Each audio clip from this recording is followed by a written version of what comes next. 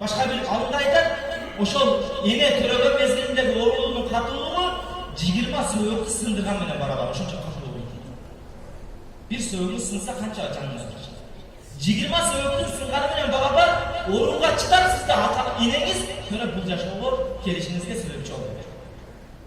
Keçe günü tün demey, gün demey, sizde elinizdeler.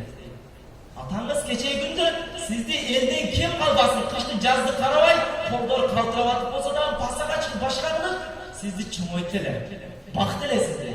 Oşol sizde bağamdı, atanızın namazı kaldı. Sizde karayın da belinizde kiyimin acas oldu. Namaz okuyalbay kaldı. Değil mi? Kana sizden. Var mı sizden dua bolvatalı?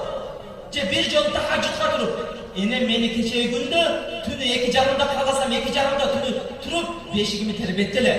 Meni emizdiler de tünü tahacütte bir yolu enenizde dua kıldınız mı? Şu sırrını özgü bileyim. Dua kılaltarız mı şu enenizde? Peygamber sallallahu aleyhi ve sellem birru âbâukum ta birrukum abnâukum. Sizler ata-enеңерге жақшылық қылдылар, ошондо силердин балдарыңар силерге жақшылық кылат. Бул жашоо кайтар дүнүйө дейт. Куш уясында кылып көргөнү кылат. Ошондой эле биз ата-энебизге кандай дуа кылсак, кандай мамиле кылсак, ошондо биздин балдарыбыз бизге ошондой мамиле кетет. Бул жашоо кайтар дүнүйө. Сиз дуа кылсаңыз гана дуа кылат, болбосо дуа кылышы кыйын балаңыз бар. Келиңиздер, бардыгыбыз ошол ата-энелерибизге дуа кылайлы. Балдарыбыздын ошондой бир артыбыздан дуа кыла ала турган балдарды калдырышка аракет кылайлы. Келиңиздер, медреселерибиз бар, алхамдулилла.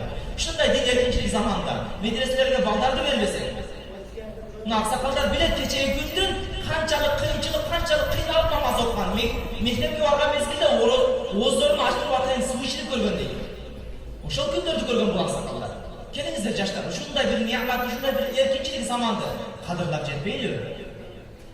Ушундай бир заманда келиңиздер, медреселерге барып Кур'ан тайым албайлы. Илим үйрөнүп, дин үйрөнүп, шариат илимин үйрөнбөйлү келиңиздер. Biraz aldıracağız.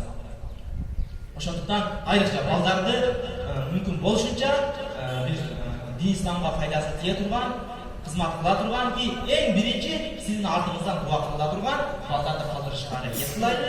Aqulu qawli hada wa astaghfirullah li wa lakum. Assalamu alaykum wa rahmatullahi wa barakatuh.